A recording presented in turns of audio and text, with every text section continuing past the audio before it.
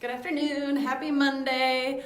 I hope you guys are staying warm out there because it is chilly around here. There's even frost on the grass, my goodness. But anyway, I was gonna jump on here because I had a great conversation with a parent, but I hear this often, which can be extremely humorous, but it's usually a breath of fresh air for parents, honestly. When we sit down and take a look at how the body is overall functioning. So how is the brain communicating with the body? Is there a lot of stress there? And is your child stuck in a state of fight or flight? Is their sympathetic nervous system just on overdrive?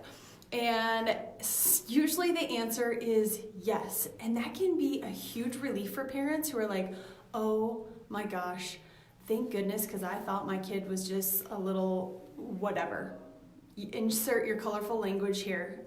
It can be a really big breath of fresh air, because when a child is stuck in sympathetic, in fight or flight, something that we experience typically on a short-term basis of, a car cuts you off, there's an argument with your spouse, a child did something possibly wrong that needed some discipline, and your sympathetic nervous system turns on. And what does it do? The heart rate starts racing, right? There's blood flow into your organs and glands, or out from your organs and glands and out into your limbs, and your nice, rational, creative thought that's in the front of your brain gets shunted to your hindbrain where you're in reactive, impulsive thought. And this is something that should be really short term, but oftentimes we find that kids are stuck in fight or flight, whether it started in the womb, it started after an extremely stressful birth process, if it started shortly after birth, or during their toddler years, or even older kid years, where you start to see this sympathetic nervous system is really starting to take control. And what happens when you're in fight or flight? What happens if you're surviving? You're looking for your body's ability to live, to handle whatever stressful situation is there. You kind of lack compassion in that moment, don't you? There's a huge study too that looks at your body. When there is stress and tension in your vagus nerve, we talk about that often here, which is what runs the reverse of the sympathetic nervous system, your parasympathetic nervous system, that gut-brain connection, brain-gut connection.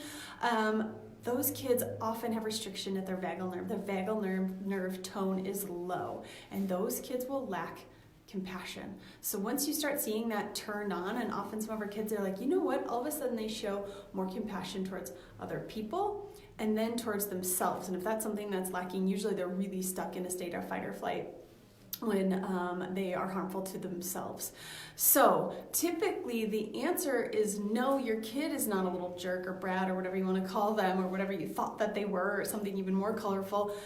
Usually their body's stuck in fight or flight, and we need to get them out of it. So it is a breath of fresh air when you figure that out and find that out, and let your body, or your child's little brain and body, relieve the stress and let them reconnect with you, with themselves, with the world. And once it slows down a little bit, you're going to find out that they're pretty friggin' amazing.